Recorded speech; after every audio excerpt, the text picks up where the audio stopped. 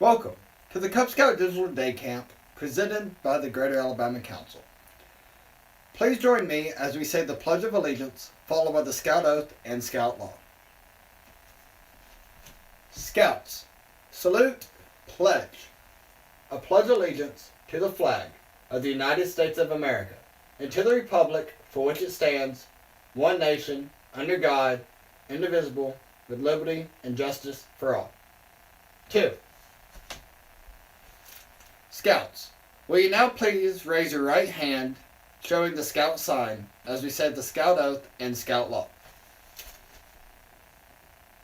On my honor, I will do my best to do my duty, to God and my country, to obey the Scout Law, to help other people at all times, to keep myself physically strong, mentally awake, and morally straight.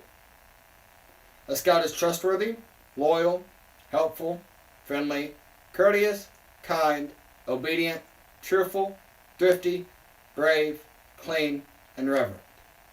2. Thank you all for your attention this morning. Let us now begin our first activity of the day. Hey everyone, welcome to video 2 of Map and Compass.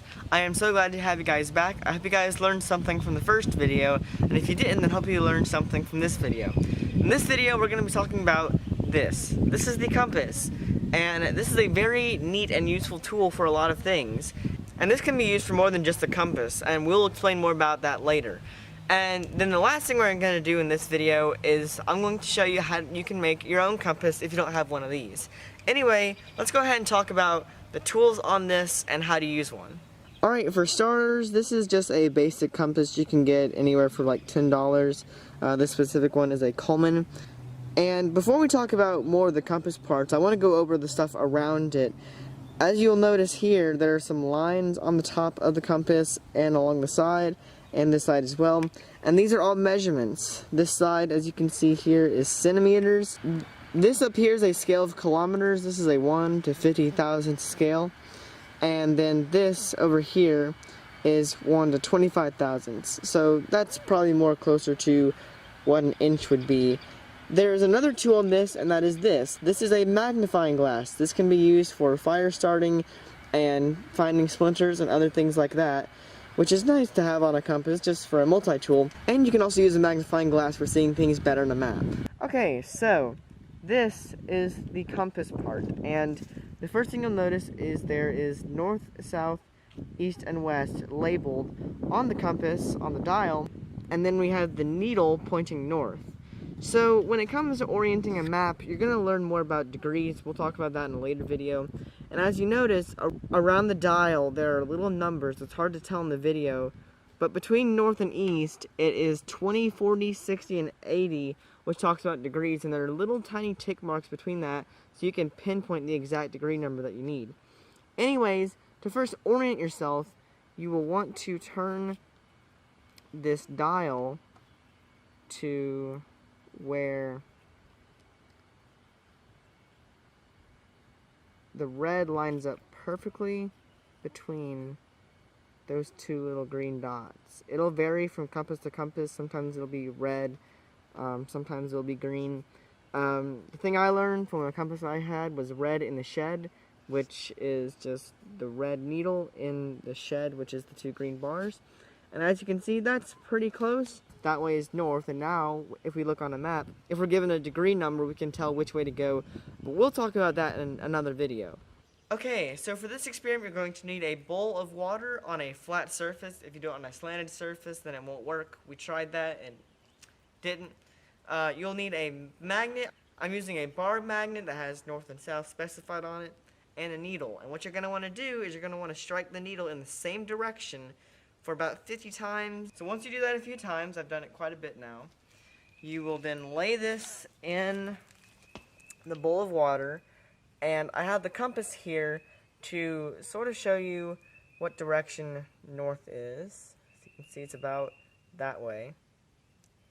So now I'm going to lay this in. I'm going to put it at a little angle just so you can see that it will turn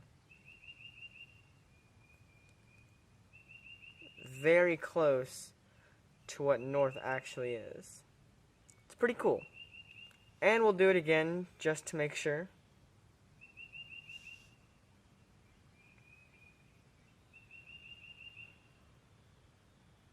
That is pretty much on point. And here's a third time just to show you. We'll put it in at the complete opposite direction. It may take a second to get going, but it will spin around. And it'll pretty much line up where north is. That is really cool. Well, I hope you guys enjoyed this video. I hope you guys learned how to do this and hopefully the stuff on the compass. The next video we will be doing is about how to orient yourself on a map using a compass. Hey everybody, I'm Kate and I'm going to be showing a quick and easy craft to do at home during quarantine. I'm going to be showing how to make an easy Cheerio bird feeder that you can place outside to attract birds. So I'm going to start by using a pipe cleaner, and I just got these from the local store, Dollar General. You can even find them at Walmart, anywhere. And you're going to put a hole through it and wrap it around, kind of like a keyhole. And then if you've got a bag of Cheerios, like I do right here, you'll just start adding Cheerios onto the pipe cleaner so that they fall down to your hole.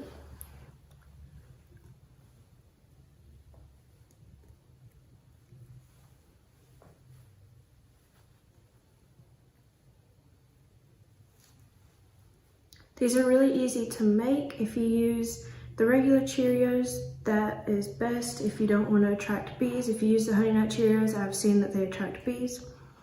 I've also seen that it is better to put them on a tree limb instead of a bush because they could attract deer and you don't want them to do any damage to your property. You could also make these into different shapes for when you hang them up, if you want to make them into squares, triangles, circles, hearts, or anything you want to do. Once you finish it, you can just bend the pipe cleaner into any shape that you want to make. When you get to about here, you can add maybe one or two more, and then you just want to make another little hole at the end and wrap it up so that Cheerios don't fall off.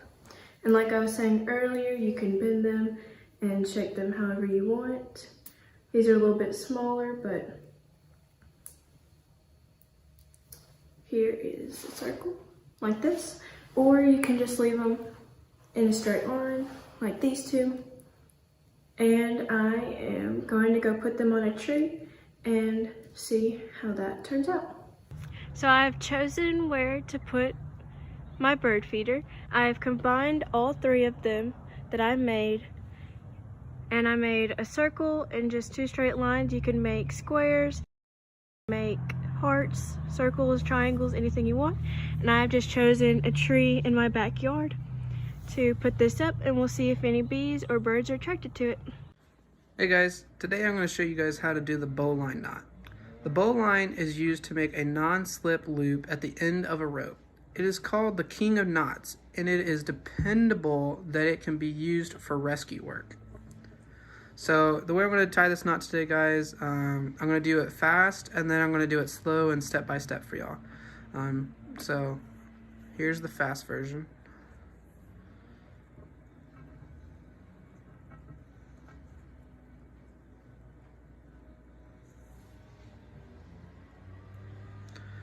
This right here is what you want to see at the end of your bowline, because it is a knot that you can pull and it won't stretch at all. Here's what the back of it, or that's the front of it, and then here is the back of it right there. So next up, I'm gonna take and do it slow. Ooh, gotta get it untied first. So easy way to remember this is basically a hole in a tree in a bunny. So to make our hole, what we have to do, basically take your right hand and put it over the left hand, just like that, to where the top of the right is on the left. So after that, that is our hole right here. So you don't want a big hole, but you kind of want a big one just so that you can get your fingers through it and everything. Next, this is our tree. So that's our tree. So basically just hold that in your mouth. If this is your first time trying to tie the knot, still this is on top of the left, and so we just have our hole and we have our tree. So you can guess this is the bunny. So with the bunny, you're already underground. So what you have to do, you have to come up through your hole, and then you're like, oh, cool. And then you need to go around the tree because you're looking for food. And then you go, oh, I found food, and you go back to your hole so you can go sleep. So after that, you see how the bunny, basically the right hand has gone around the tree, back over here. It's gone around the tree, and it's going back through the hole. So after that, you want to get both pieces, basically the bunny head and the bunny tail, pinch those together, and then you just want to pull the tree. And then after that, you want to pull the bunny down, and then boom, you have yourself a bowline. If you need to make this hole bigger, what you can do, just take the bunny line, pull it up a little bit, and then pull down on the other side, and then pull the bunny again. Just like that. Cool. Hey everyone, so today we're going to talk a little bit more about the black vultures. We're going to move on to categories. We're going to talk about the vulture category now. So we've talked about the owls, we've talked about the hawks, we've talked about the falcons, the kites now. Now we're going to move on. We don't have any more kites. We're going to talk about the vultures now. And so the first vulture we're going to talk about is the black vulture, which I'm tossing some food down onto the ground for him. And so the black vulture is who we're going to start off talking about first. And I've got a little bit of a puzzle for him to figure out today. So today we're going to do a little something different. I've got our black vulture out here in the breezeway, and we're going to do a little bit of enrichment with him. So I've got this little puzzle feeder, and what he's basically got to do is he's got to figure out how to get the food from each of those levels down to the bottom where he can easily access it. And so he's got to pull out those blue little trays to get the food to drop down level by level. So we'll see if he can figure it out.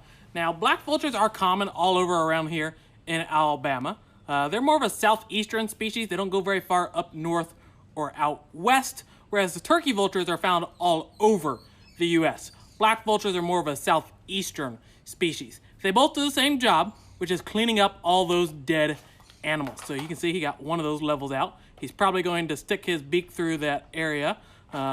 He's got the bottom one out now, so he's going to go right to that food. If he'll come around this side, the opening is actually over here. So we'll see if he comes around on this side. But these birds, vultures, are made for eating dead animals. They've got that long beak. You know, all raptors have that sharply hooked beak, which vultures still have. But they've got a much longer beak that's perfectly made to reach way up inside of dead animals. And so he's got those two out. Now he's going to go for this second level that he hasn't gotten out yet. He's going to pull that one out probably here right now. But they've got that long beak, which is perfectly made to reach way up inside dead animals, so that they don't have to put their whole entire body inside of them. They've got a mostly featherless head. They still got little short feathers up there, kind of really stiff. So now he's got all the levels out. Really stiff feathers up there. And because he doesn't have really many feathers up there, very short, very stiff feathers, that helps keep him from getting covered in blood and guts and germs and everything. So he stays relatively clean. There's nothing for the blood and guts and germs and everything to get stuck to. These aren't dirty birds. They're actually very clean birds. They do a great job for our environment. Lots of people call these birds buzzards. But that's actually incorrect. The word buzzard means hawk, specifically buteo hawks. And so all the hawks that we've talked about are in the buteo family, basically broad-winged hawks, the hawks that have really broad wings, not the species, but hawks that have broad wings, the buteos. The other category of hawks is the accipiters, which would be Sharpshin hawks, Cooper's hawks, and they have more falcon-like features They're made for hunting birds, really. But the ones that we've talked about were in the buteo family, and those are buzzards. But vultures are only vultures. And this, like I said, this is our black vulture. His name is Melvin. I really don't even know if there's a reason for that, but it kind of seems to fit him. So Melvin, the black vulture. You can see that those feathers go about halfway down his neck. If you were to look at vultures over in like Africa, they've got even less feathers on their neck because they're having to reach their head way up inside of dead giraffes or rhinos or elephants, whatever it might be. They've got a lot bigger animals over there that they're reaching their head up inside of. And so they've got even less feathers on their head and on their neck. The ones here in the US, the black vulture and the turkey vulture, really about halfway down their neck is featherless, and then it starts having feathers again.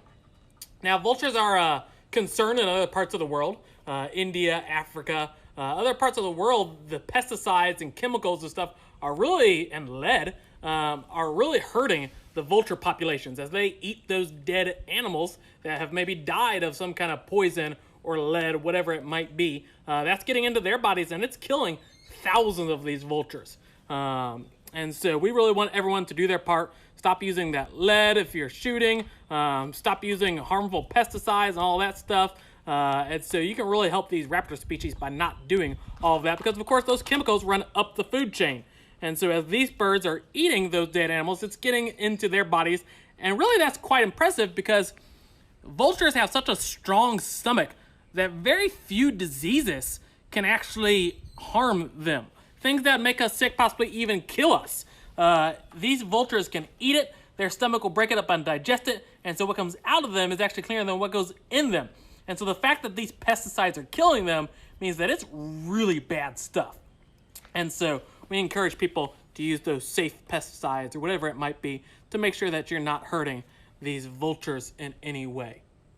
He's actually still got one little mouse in there. He hasn't quite figured out how to get it out yet. These birds, we don't say they're smart because, not because they're not, but just that's anthropomorphic. So what's your definition of smart? Is your definition of smart coming to me for food? If that's the case, then all these birds are smart. But vultures show problem-solving capabilities. And so we give them these enrichment. We give all of our birds some enrichment. But these vultures are a lot better at that enrichment than some of the other hawks. They show a lot more interest in it also than like the hawks, the falcons, the owls. Vultures will show the interest in that problem-solving stuff. So we'll see if I can come here a little bit closer and kind of show him how to get out that mouse. It might just be too far in there that he can't reach all the way in there. So there we go. Now he can get it a lot easier. You can see his face up close, mostly a lot of featherless, and then pretty much black all over. And so that's the black vulture. He's gonna try and eat my shoes now, because that's what vultures love to do, is try and pick at your shoelaces, because like I said, they're always trying to solve problems. So I guess they think that our shoes and them being tied are a problem. So that's our black vulture. His name again is Melvin, and he weighs in at about 2,020 grams. So they're a good bit larger than lots of the other birds, a good bit heavier than lots of the other birds we've talked about. So that's a little bit about the black vulture. Hopefully you enjoyed watching him tear apart that enrichment. Now I've got to clean it for him. But these birds, again, great for the environment, great to have around. Here in Alabama, we've got two kinds of vultures. The black vulture, which is what we just talked about, and then the turkey vulture, which we'll talk about more tomorrow. You can see his wingspan right there. He's going to shake his tail a little bit. So a really big wingspan. You can kind of see that silver coloration on the tips. We'll talk a little bit more about that tomorrow also. But black vultures only have the silver coloration on the tips, those outside, those first 5 or so feathers on the edge, whereas turkey vultures have silver coloration on the underside of their wings all the way down. So hopefully our turkey vulture will show you a little bit more of that tomorrow. But our black vulture now showing off a little bit. Wanted to show you that wingspan and how to tell them apart from the turkey vultures. Thanks for tuning in. Hopefully everyone's staying safe, keeping clean, washing your hands, doing everything you need to be, staying at home, just watching and sharing these videos. Thanks for tuning in. War Eagle.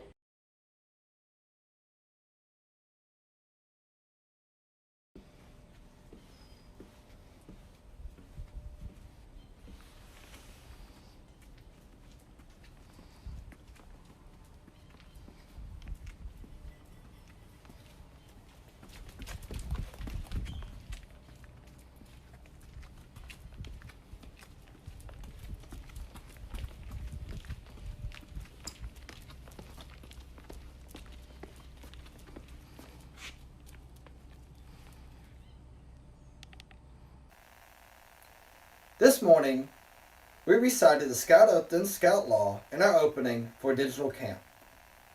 For the next few minutes, we will discuss in detail about the Scout Oath and what it truly means. On my honor, I will do my best. This means you are promising to do your best at all times to fulfill the obligations of the oath.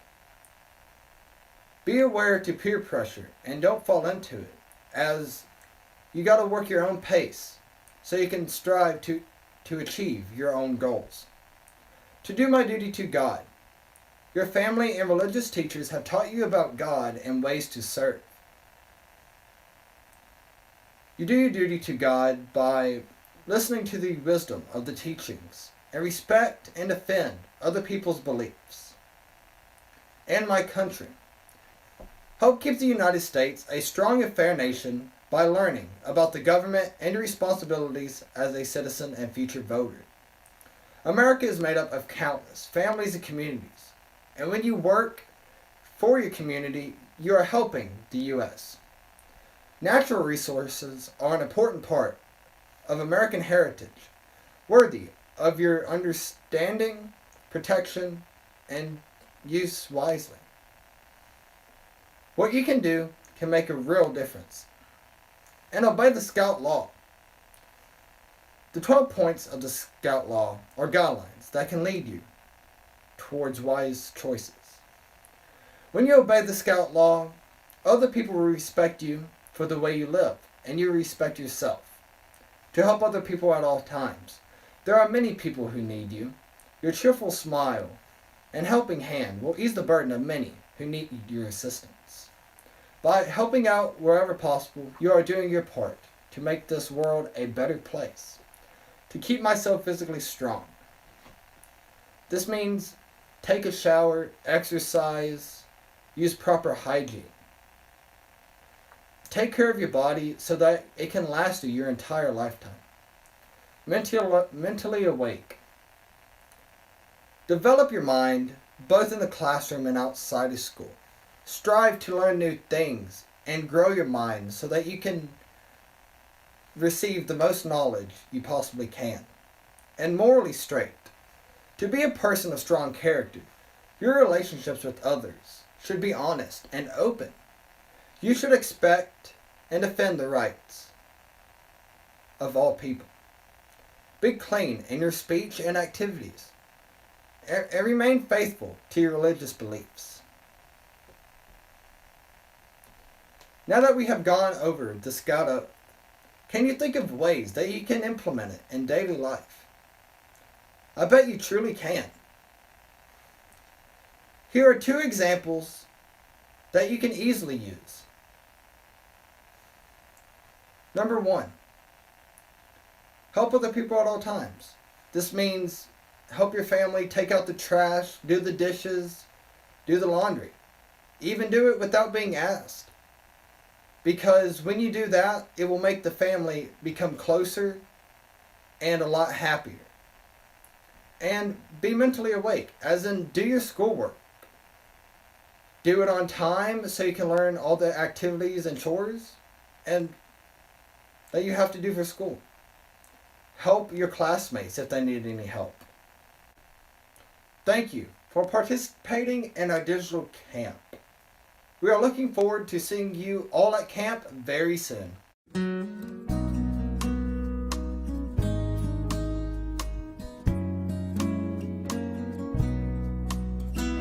Softly falls the light of day as our campfire fades away. Silently each scout should ask, have I done my daily task? Have I kept my honor bright? Can I guiltless sleep tonight? Have I done and have I dared everything to be prepared? Listen, Lord, oh listen, Lord, as I whisper soft and low. Bless my mom and bless my dad. These are things that they should know. I will keep my